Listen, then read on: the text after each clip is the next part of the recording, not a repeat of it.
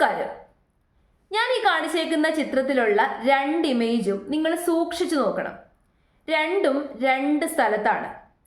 ആദ്യത്തെ image north ഇന്ത്യയിലുള്ള ഒരു സംസ്ഥാനത്താണ്. രണ്ടാമത്തേത് നമ്മുടെ സ്വന്തം കേരളത്തിൽ. ആദ്യത്തിനകത്ത് ഒരു മുസ്ലിം പള്ളിയാണ്. ആ മുസ്ലിം പള്ളി പ്ലാസ്റ്റിക് ഒക്കെ ഇട്ട് മൂടി വെച്ചേക്കുന്നു. രണ്ടാമത്തെ ഇമേജ് ഞാൻ പ്രത്യേകിച്ച് വിവരിച്ചു തരേണ്ട കാര്യമില്ലല്ലോ. ആറ്റുകാൽ പൊങ്കാലയുടെ സമയത്ത് എടുത്ത ഒരു ചിത്രമാണ്. ആറ്റുകാൽ പൊങ്കാലയ്ക്ക് വന്ന ഭക്തന്മാരൊക്കെ പൊങ്കാല ഇട്ടുകൊണ്ട് നിൽക്കുന്നു. അതിനപ്പുറം കാണുന്ന ആ ഒരു പള്ളി മണക്കാട് വലിയ പള്ളി, അതൊരു മുസ്ലിം പള്ളിയാണ്. അപ്പം ആദ്യത്തെ ഇമേജ് എന്തിൻ്റെ പ്രതീകമാണ്? വിവേചനത്തിൻ്റെയും വേർതിരിവിൻ്റെയും പ്രതീകമാണെന്നുണ്ടെങ്കിൽ രണ്ടാമത്തെ ഇമേജോ ഒത്തൊരുമയുടെയും പരസ്പരമുള്ള ബഹുമാനത്തിൻ്റെയും സൗഹൃദത്തിൻ്റെയും സ്നേഹത്തിൻ്റെയും പ്രതീകമാണ്. ഇത്രയും കാര്യങ്ങളുണ്ട്. അതായത് രണ്ടാമത്തെ ഇമേജിൽ കാണുന്നതാണ് യഥാർത്ഥത്തിലുള്ള നമ്മുടെ സംസ്ഥാനത്തിൻ്റെ ആ ഒരു മുഖം, the real face of Kerala, reality of Kerala. നമ്മുടെ കേരളത്തിലുള്ള ജനങ്ങളുടെ വിവരവും ബുദ്ധിയും സ്നേഹവും പരസ്പരമുള്ള ബഹുമാനവും എത്രത്തോളമാണ് എന്ന് തെളിയിക്കാൻ വേണ്ടി ഈ ഒരു ഇമേജ് മാത്രം മതി. ആദ്യത്തെ ഇമേജ് ആ ഒരു സംസ്ഥാനത്തുള്ള ജനങ്ങളുടെ വിവരവും ബുദ്ധിയും പരസ്പരമുള്ള ബഹുമാനവും എത്രത്തോളമാണ് എന്ന് മനസ്സിലാക്കാൻ ആദ്യത്തെ ഇമേജിലൂടെ നമുക്ക് സാധിക്കും.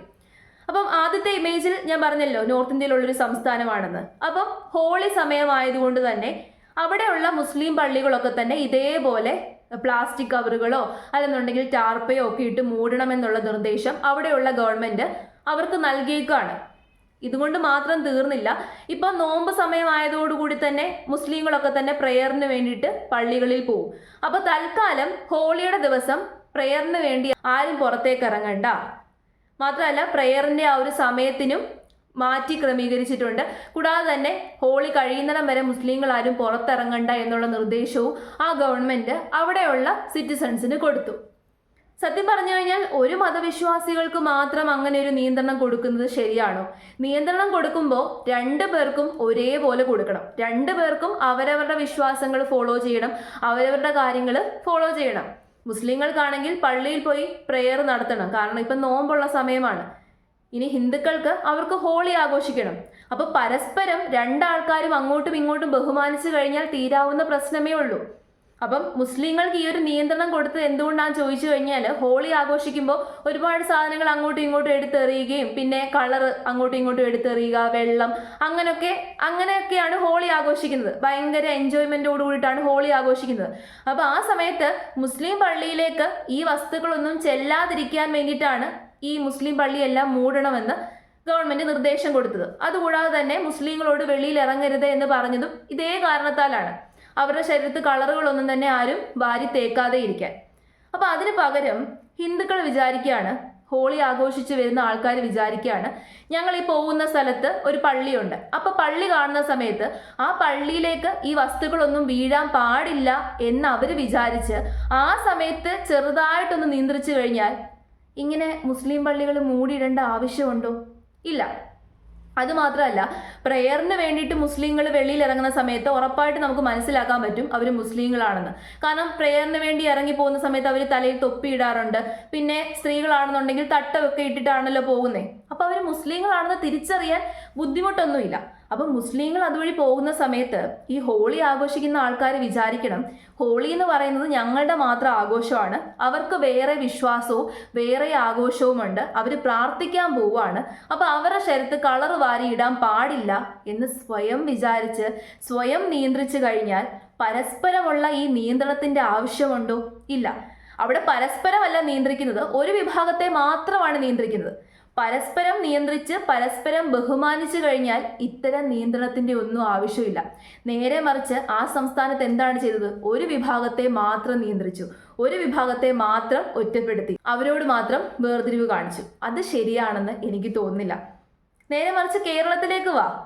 പൊങ്കാല നടന്ന സമയത്ത് മണക്കാട് വലിയ പള്ളിയുടെ ഗേറ്റ് മുഴുവനായിട്ട് തുറന്നിട്ടേക്കാണ്. എന്തുകൊണ്ടാണ് തുറന്നിട്ടേക്കുന്നത്? പൊങ്കാലയ്ക്ക് വരുന്ന ഭക്തന്മാർക്ക് അവിടേക്ക് കയറാം, അവിടെ ചെന്ന് കുടിവെള്ളം എടുക്കാം. വാർത്തയിലൊക്കെ കണ്ടു, ഒരു ചേച്ചി പൊങ്കാലക്കലവുമായിട്ട് അവിടേക്ക് ചെല്ലുകയാണ്, അവിടെ ചെന്നിട്ട് വെള്ളം എടുത്തുകൊണ്ട് വരുവാണ്. അതായത് ദേവിക്ക് സമർപ്പിക്കാനുള്ള പൊങ്കാല ഇടാനുള്ള വെള്ളം എടുത്തത് എവിടുന്നാണ്? ഒരു മുസ്ലിം പള്ളിയിൽ നിന്ന്. ആ ഒരു ബഹുമാനം ഉണ്ടല്ലോ, ആ പരസ്പരമുള്ളൊരു സ്നേഹം ഉണ്ടല്ലോ. ഞാനൊരു വാർത്ത കാണിച്ചു തരാം, അപ്പം നിങ്ങൾക്ക് കുറച്ചും കൂടി മനസ്സിലാവും. ക്ഷേത്രത്തോട് തൊട്ടടുത്തുള്ള മണക്കാട് വലിയ പള്ളി ആറ്റുകാൽ പൊങ്കാലയ്ക്കായി എത്തുന്ന ഭക്തജനങ്ങൾക്കായുള്ള എല്ലാ സൗകര്യങ്ങളും ചെയ്തു കൊടുക്കാറുണ്ട്. ഇത്തവണയും അതിനുവേണ്ടിയുള്ള എല്ലാ സജ്ജീകരണങ്ങളും ഇവിടെ തയ്യാറായിട്ടുണ്ട്. ഏറ്റവും വലിയ ഉത്സവം പൊങ്കാലയാണ്, ആറ്റുകാൽ പൊങ്കാല.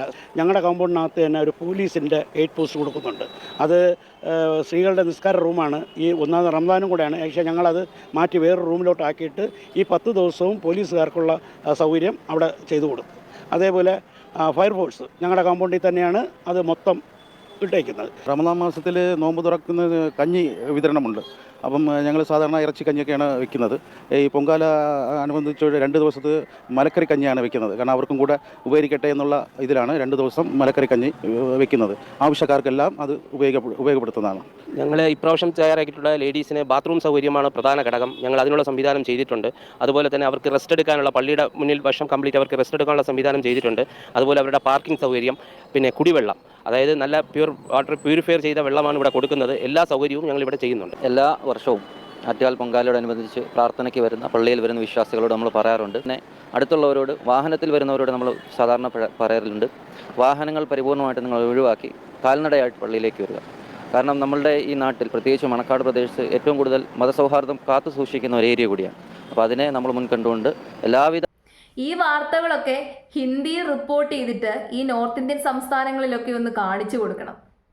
ഇത് വാർത്തയാകാൻ വേണ്ടിയിട്ട് അവർ ജസ്റ്റ് കാട്ടിക്കൂട്ടിയതൊന്നും അല്ല, ഇന്നും ഇന്നലെയും തുടങ്ങിയ പരിപാടിയൊന്നും അല്ല. വർഷങ്ങളായിട്ട് ഇങ്ങനെയാണ്. മണക്കാട് വലിയ പള്ളി മാത്രമല്ല, അതിൻ്റെ അപ്പുറത്തും ഇപ്പുറത്തും ഒക്കെയുള്ള ക്രിസ്ത്യൻ പള്ളികളിലും ഇതേ സംഭവമായിരുന്നു. അവിടെയുള്ള അച്ഛന്മാരും പുരോഹിതന്മാരും ഒക്കെ തന്നെ വെളിയിൽ വന്ന് നിൽക്കുകയാണ്. ഈ പൊങ്കാല ഇടാൻ വരുന്ന ഭക്തന്മാർക്ക് വെള്ളം നൽകാനും അവർക്ക് വേണ്ടിയിട്ടുള്ള കാര്യങ്ങൾക്ക് വേണ്ടിയിട്ടും എല്ലാ സംവിധാനങ്ങളും ഒരുക്കി അവർ കാത്തിരിക്കുകയാണ്, സജ്ജരായിട്ടിരിക്കുകയാണ്. എന്ത് സഹായവും ചെയ്യാൻ സജ്ജരായിട്ട് ഇവർ കാത്തിരിക്കുകയാണ്. 3 മതവിശ്വാസികൾ. പൊങ്കാല എന്ന് പറയുന്നത് ഹിന്ദുക്കളുടെ മാത്രം വിശ്വാസമാണ്, ഹിന്ദുക്കളുടെ മാത്രം ആചാരമാണ്, അനുഷ്ഠാനമാണ്. പക്ഷേ അവരോടൊപ്പം അവരുടെ വിശ്വാസത്തിന്റെ ഭാഗമാകാന് ബാക്കി 2 വിശ്വാസികളും തയ്യാറായി ഇരിക്കുന്നു എന്ന് പറയുമ്പോൾ അതിനേക്കാട്ടും വലിയ സന്തോഷം വേറെ എന്താണുള്ളത്? ഇതാണ് Kerala model, real Kerala story എന്ന് പറയുന്നത്. ഇതാണ് കേരളത്തിൽ അങ്ങോളം ഇങ്ങോളം നമുക്ക് കാണാൻ വേണ്ടി സാധിക്കും. ഒരു സംസ്ഥാനത്ത് മാത്രമല്ല, ഇത് തലസ്ഥാനത്തിന്റെ കാര്യമാണ്, തലസ്ഥാനത്ത് നടന്ന കാര്യമാണ്, നമ്മുടെ സ്റ്റേറ്റിന്റെ ക്യാപിറ്റലിൽ നടന്ന കാര്യമാണ്. ഇതേ കാര്യം തന്നെയാണ് കേരളത്തിലുള്ള എല്ലാ ജില്ലകളിലുള്ള ആൾക്കാരും ഫോളോ ചെയ്യുന്നത്. വർഷങ്ങളായിട്ട് ഇത് തന്നെയാണ് ഫോളോ ചെയ്യുന്നത്. നോർത്ത് ഇന്ത്യയിലുള്ള ആ ഒരു സംസ്ഥാനത്ത് ഹോളി ആഘോഷിക്കുമ്പോൾ പ്രശ്നങ്ങളൊന്നും ഉണ്ടാകാതെ ഇരിക്കാൻ വേണ്ടിയിട്ട് ഒരു വിശ്വാസിയെ മാത്രം, ഒരു വിശ്വാസം ഫോളോ ചെയ്യുന്ന ആൾക്കാർക്ക് മാത്രം നിയന്ത്രണം കൊടുത്തു. ആ വിശ്വാസികളോട് എന്ത് ചെയ്തു? പുറത്തിറങ്ങാൻ പാടില്ല എന്ന് നിർദ്ദേശം കൊടുത്തു. പക്ഷെ നമ്മുടെ നാട്ടിൽ ആറ്റുകാൽ പൊങ്കാല നടന്നപ്പോൾ ഗവൺമെന്റിന് അങ്ങനെ ഒരു നിർദ്ദേശം കൊടുക്കേണ്ട ആവശ്യം ഉണ്ടായിരുന്നോ? ഇല്ല. ആറ്റുകാൽ പൊങ്കാല നടന്നപ്പോൾ ഗവൺമെന്റ് പറഞ്ഞോ മുസ്ലിങ്ങൾ ആരും പുറത്തിറങ്ങരുത്, ക്രിസ്ത്യൻസ് ആരും പുറത്തിറങ്ങരുത്, പൊങ്കാല നടക്കുന്ന സമയമാണ്? പറഞ്ഞില്ല. ഈ മുസ്ലിങ്ങളോട് പറഞ്ഞോ ഇങ്ങനത്തെ സജ്ജീകരണങ്ങളൊക്കെ ഒരുക്കി വെക്കണമെന്ന്? ആരും പറഞ്ഞില്ല. പക്ഷെ അവർ ഒരുക്കി വെച്ചു. എന്തിനു വേണ്ടി? ഒരുക്കി വെച്ചാലും വെച്ചില്ലെങ്കിലും ഒന്നുമില്ല, ഒന്നും നേടാനില്ല. പക്ഷെ അത് അവരുടെ സന്തോഷമാണ്. അവരുടെ സന്തോഷത്തിന് വേണ്ടിയിട്ടാണ് അവർ അതൊരുക്കി വെച്ചത്. അവർക്ക് ആരും അങ്ങോട്ട് കൊണ്ടുപോയി അവാർഡൊന്നും കൊടുക്കുന്നില്ല. പക്ഷേ മനസ്സുകൾ തമ്മിലുള്ള ആ ഒരു സൗഹൃദം ഉണ്ടല്ലോ, സന്തോഷമുണ്ടല്ലോ, ഒത്തൊരുമയുണ്ടല്ലോ, അതാണ് ഇവിടെ കാണിച്ചു തരുന്നത്. കേരളത്തെ വ്യത്യസ്തമാക്കുന്നതും അതുതന്നെയാണ്. ശരിക്കും ഈ ബാക്കിയുള്ള സംസ്ഥാനങ്ങളിലുള്ള ആൾക്കാർക്കൊക്കെ ഇതൊക്കെ കൊണ്ട് കാണിച്ചു കൊടുക്കണം. ഇതാണ് യഥാർത്ഥത്തിൽ ചെയ്യേണ്ടത്. ഇങ്ങനെ വേണം പരസ്പരം ഒത്തൊരുമയോടുകൂടി, ബഹുമാനത്തോടുകൂടി, സൗഹൃദത്തോടുകൂടി, സന്തോഷത്തോടു കൂടിയിട്ട് കഴിയാൻ. ഇപ്പോൾ ഈ നോർത്ത് ഇന്ത്യയിൽ നടന്ന ഈ ഒരു സംഭവം പറഞ്ഞപ്പോൾ രണ്ടിനെയും കമ്പയർ ചെയ്ത് സംസാരിക്കണമെന്ന് എനിക്ക് തോന്നി. അതുകൊണ്ടാണ് ഞാൻ ഇങ്ങനെ ഒരു വീഡിയോ ചെയ്യുന്നത്.